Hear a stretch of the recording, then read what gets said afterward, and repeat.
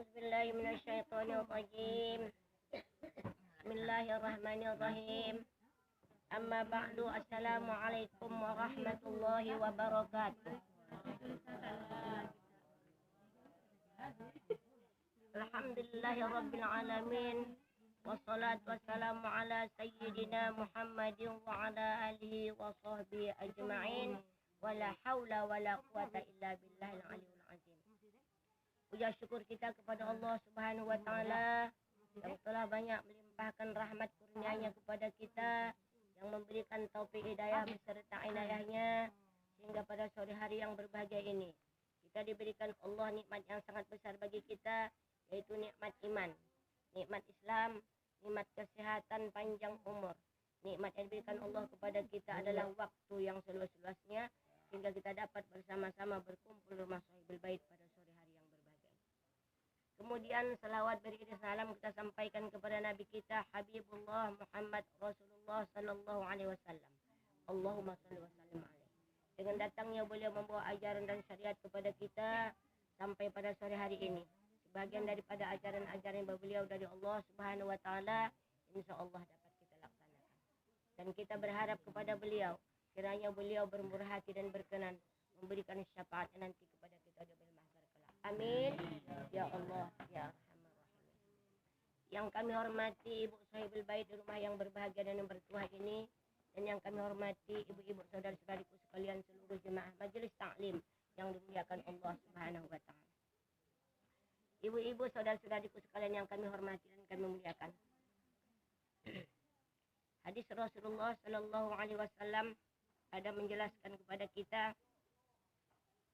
bahwa ada 3 hal atau ada 3 kelompok dan 3 golongan nanti yang dapat naungan mulai nanti di padang mahsyar, yaumil hisab, yaumil mizan sampai hari kiamat. Ada 3 naungan yang pada ketika itu tak ada yang dapat menaungi kita, tak ada yang dapat membantu kita, tak ada yang dapat menyelamatkan kita kecuali hanya Allah yang memberikan naungan kepada kita. Yang pertama katanya, kata Rasulullah, naungan orang yang dinaungi Allah Subhanahu wa taala nanti di hari kiamat. Yang pertama, seorang umat Nabi Muhammad yang dapat meringankan beban umatnya. Itu dia. Seorang umat Nabi Muhammad yang dapat meringankan beban umatnya. Ibu-ibu, saudara-saudariku sekalian yang kami hormati dan kami muliakan. Itu yang pertama. Yang kedua kata Nabi, orang yang dapat menghidupkan sunnahnya. Nanti kita terangkan. Yang ketiga, orang yang banyak membaca selawat kepada Nabi. Ada 3 naungan yang langsung diberikan Allah tanpa perantara, tanpa malaikat kepada kita. Inilah yang 3 golongan. Yang pertama katanya, orang yang dapat meringankan. Orang yang dapat meringankan puasa ini, insyaallah. Orang yang dapat meringankan penderitaan seorang hamba, seorang umat Nabi Muhammad. Contohnya, ibu ini dalam keadaan kesulitan, kesempitan. Allah uji saya tadi malam. Anaknya masuk sekolah SD, tak dikasih lagi masuk kalau tidak pakai baju. Harga baju ni 200.000, sudah seminggu ditundakan. Anak yatim pula, saya pun tak tahu itu anak yatim. Datanglah ayahnya ke rumah saya tadi malam, sedang mengaji. Assalamualaikum ya Ustazah. Waalaikumsalam. Tolonglah saya dengan kemurahan hati. Saya pun takut. Siapa bapak? Saya bilang saya ada punya anak yatim. Hari ini terakhir untuk membeli bajunya yang masuk RA. Masuk RA, sudah seminggu masuk, tak boleh lagi hari ini hari terakhir. Bilang hari Senin. Kalau tak pakai baju lagi disuruhlah pulang. Inilah dia. Jadi terbayanglah saya yang cerita Nabi Muhammad ini tanya oleh sahabatnya, Rasulullah, siapakah itu orang yang mendapat naungan nanti di hari kiamat? Kata Rasulullah ada 3. Yang pertama, orang yang meringankan beban seorang umat Nabi Muhammad, yang tatkala sudah diringankannya beban itu maka ringanlah dirasanya penderitaannya. Tatkala orang sangat membutuhkan pertolongan kita, kalau ada jangan bongkar. Nah, kalau yang ada lagi yang disimpan tu yang hendak ditolong tu tolongkan. Karena dia mengatakan adalah hendak mengutang. Tapi kalau memang bisa pula kita tolong jangan mengutang, jangan mengutang. Tapi kalau hanya bisa kita menolong bisa mesti kita untuk mengutangkan, diutangkan. Kalau tak bisa pula, kalau bisa kasus-kasus kita tak pala diutang, dikasih. Itulah salah satunya. Memang sulit ini Bu, sulit. Apalagi semuanya seperti saat ini, segalanya nan sulit, segalanya nan mahal, segalanya yang penting. Tak ada nan tak sulit.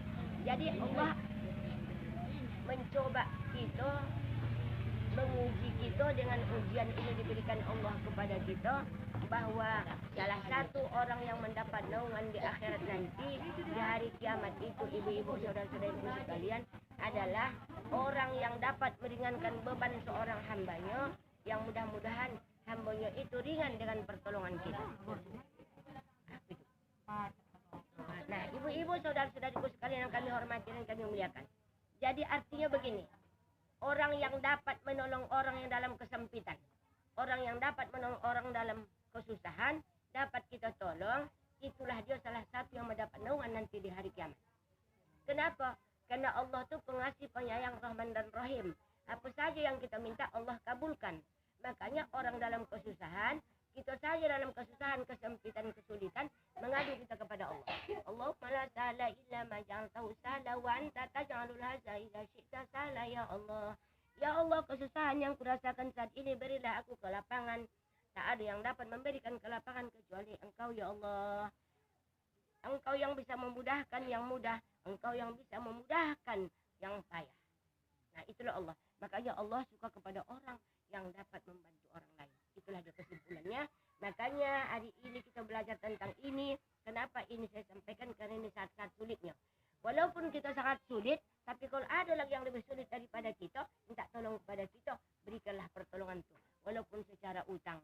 Walaupun kita ini ibu, kalau sudah sempit, diutangi orang saja kita kasih mendapat gunung kita kasih.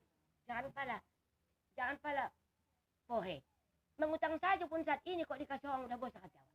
Iya kan ibu? Sedangkan sulitnya saat ini. Semuanya jemaah saya, semuanya sekarang madu. Ya Ustazah, apalah doa kami. Jangan, nanti akan di belakangan habis mengaji baru saya kasih doa. Ya Bu? Apalah doa kami, Ustazah, supaya lapang rezeki kami. Ada doa. Nah, ibu, itu yang pertama ya Bu. Yang pertama yang dapat naungan nanti di akhirat itu, tak ada naungan kecuali naungan diberikan Allah. Yang pertama adalah dapat kita menolong orang dalam kesusahan semasa hidupnya. Nah, itulah dia. Susah, kita ada lagi yang susah dari kita, Ibu. Ada lagi yang susah dari kita. Susah kita saat ini, ada yang lebih susah daripada kita. Itu yang pertama. Itu yang pertama, Ibu. Yang kedua kata Nabi, hidupkan sunnahku. Apa itu artinya hidupkan sunnahku? Nabi menyuruh kita banyak-banyak melaksanakan yang sunat. Banyak-banyak mengerjakan amalan sunat. Tapi kita kerjakan dan kita ajak orang mengerjakannya. Berarti kita hidupkan sunnah Nabi itu sehingga tidak kita pendam. Aku tadi mendengar, aku tadi belajar, tapi rugilah aku menyampaikan sama kau. Ajan dia majelis aku kerjakan. Itu bukan menghidupkan sunnah. Kita amalkan dan kita sampaikan. Apa yang saya amalkan itu saya sampaikan kepada seluruh jemaah. Karena keberuntungan itu jangan sendiri, semuanya harus beruntung. Nah, itu lagi. Beruntung di dunia, beruntung di akhirat. Nah, itu dia. Jadi yang kedua, orang yang dapat menghidupkan sunnahku kata Nabi. Apa itu sunnah Nabi? Nabi menyuruh kita banyak melaksanakan ibadah-ibadah yang sunat. Apakah itu sholat qobliyah sebelum sholat fardu? Apakah itu ba'diyah? Apakah itu sholat sunat wudu? Ini diamalkan sholat sunat wudu ini. Nanti di padang mahsyar Rasul melihat kita sholat sunat wudu ini, muka kita ini bercahaya seperti gemerlang, seperti senteh yang bercahaya. Amalkan sholat sunat wudu. Setiap habis mengambil wudu, usolli sunatal wudu ya rakaatain lillahi ta'ala. Tidak pakai ayat tak apa-apa, Fatihah saja pun jadi 2 rakaat. Itu kita amalkan sholat sunat wudu. Nah, itu sudah ada jemaah saya sejak saya sampaikan kepada mereka, saya ajarkan 5 tahun yang lalu, dia sudah merasakan bagaimana nikmatnya sholat sunat wudu. Nah, itulah dia. Itu yang kedua ya Bu, hidupkan sunnahku kata Nabi. Maka kita hidupkan sunnahnya. Kita belajar, kita mendengar, kita berilmu, kita sampaikan kepada orang dan kita kerjakan serta disampaikan kepada orang. Biar kita hidupkan sunnah Nabi itu biar semua orang yang mengerjakan. Itulah dia. 2. Kemudian yang ketiga kata Nabi, yang dapat naungan nanti di hari akhirat itu Ibu, orang yang banyak membaca selawat kepada Nabi. Makanya kalau ada orang membilang Nabi Muhammad SAW, kita jawab ramai-ramai, Allahumma sholli wa sallim alaihi. Kata Nabi, orang yang mengucapkan selawat kepadaku, menyebut namaku, tapi tak mau dia menyebutkan selawat kepadaku, itu kata Nabi orang yang bakhil. Jadi kalau yang bakhil itu, maka dijelaskan Nabi, al-bakhilu la yadkhulul jannah. Orang yang pelit itu tidak akan masuk surga. Makanya kalau kita pelit, janganlah kita baca kita untuk masuk surga. Pasti tidak akan masuk surga. Karena itu hadis sahih. Al-bakhilu la yadkhulul jannah. Orang yang pelit tu, orang yang kedekut tu, orang yang yadam mukhakkab tu, orang yang gonggam tak tiris tu tidak akan masuk surga. Kenapa? Nah ini dia. Karena Allah pengasih, penyayang, ghafur. Allah tu pemurah, penyayang dan pengasih. Sementara kita pula pelit, bencilah Allah. Karena tidak serupa dengan apa yang disampaikan oleh Allah kepada kita melalui hadis Rasulullah.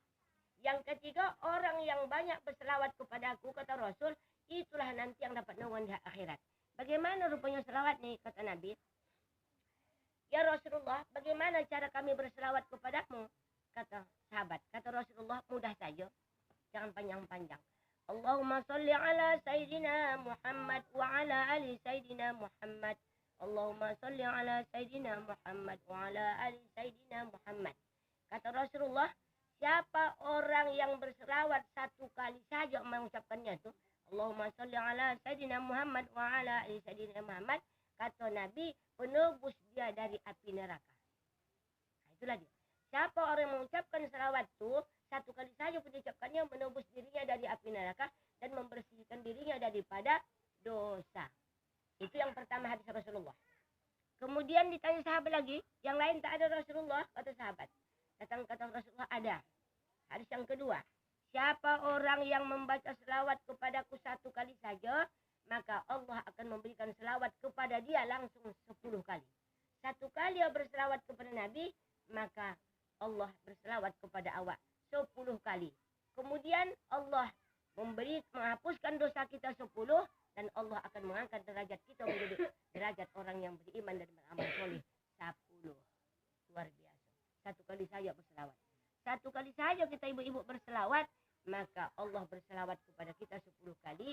Kemudian Allah nanti akan memberikan kepada kita derajat yang paling tinggi 10 kali derajat. Kemudian Allah menghapuskan dosa kita 10. Luar biasa itu. Nah, ada lagi kata sahabat Rasulullah, ada. Apa lagi tu? Kata Rasulullah, siapa orang yang berselawat kepadaku, kata Rasulullah, satu kali saja dia memberi selawat kepadaku, lalu Allah berikan selawat kepada dia 10 kali, lalu Allah tuliskan di antara dua matanya. Di antara dua mata kita ni, kan ada dia buat tempat apa kita ni, sujud ni, tengah ni. Maka Allah satu kali saja dia berselawat, Allah berikan selawat balasan kepada dia 10 kali. Lalu Allah menyuruh malaikat untuk menuliskan di antara mata kita ahli surga. Satu kali saja berselawat. Satu kali saja.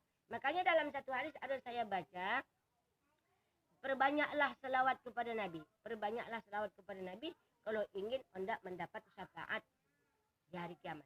Kapan itu Bu, syafaat di hari kiamat? Belum lagi hari kiamat. Mulai masuk ke dalam kubur. Sudah datang syafaat Rasulullah. Apa syafaat Rasulullah, Ibu? Tatkala kita masuk ke dalam kubur, Marrabbuka, siapa Tuhan kau? Man nabiuka, siapa nabi kau? Mulai syafaat dari Rasulullah. Tak bisa jawab. Allah. Lalu syafaat yang diberikan Rasulullah, man nabiuka, siapa nabi kau? Muhammad Rasulullah sallallahu alaihi wasallam. Dibantu oleh Rasulullah kita mengucapkan selawat itu karena pertanyaan datang dari siapa menanya kita, Bu? Munkar wa Nakir. Apa yang dibawa oleh Munkar wa Nakir adalah cambuk tongkat yang dari api neraka yang marah. Itulah semalam saya tentang cerita alam kubur, bahwa tongkat dari api neraka itu, Munkar wa Nakir itu adalah dijelaskan dalam satu buku. Dia berpakaian hitam mulai dari atas sampai ke bawah, makanya dia pakai sepatu yang ladam itu, kemudian bawa tongkat dari api neraka. Kukunya sepanjang yang dijalani satu hari mulai terbit matahari sampai tenggelam matahari. Ibu, kukunya sangat tajam. Lalu tatkala kita tak dapat menjawabnya, maka kita dihantamnya dengan besi yang tadi, terbenamlah kita 70 hasta. Ini hasta 70 kali inilah kita terbenam, maka dicongkelnya lah dengan kukunya yang panjang tadi itu, maka naik kembali sampai hari kiamat. Itulah akan kita rasakan. Makanya Ibu, orang yang di dalam kubur itu tetap sampai saat ini, maka kata Rasulullah, istighfaruka, minta ampunkan saudara kamu. Yas'aluan, mereka sedang ditanya sekarang. Nabi lewat dari satu kuburan, dengar Nabi di dalam sana pumpang kan hajab. Lalu Nabi tengok ningsannya. Oh, ini ningsan tuh disyariatkan sejak Nabi Muhammad itu ningsan yang pada itu. Itu Nabi. Oh, ini ningsan si anu kata Nabi. Makanya ibu didatangi orang tua anaknya. Kau ada punya orang tua udah meninggal ya Rasulullah. Di mana kuburannya di sana? Kau anak si anu? Iya. Tolong doakan orang tua kau karena orang tua kau lagi ditanya. Sebenarnya bukan lagi ditanya, lagi disiksa di dalam kubur. Itulah kata Rasulullah. Kenapa ibu? Karena itulah disyariatkan oleh Rasul. Berbanyak selawat supaya aku berikan kepada kamu nanti pertolongan. Makanya ibu ditanya Rasul.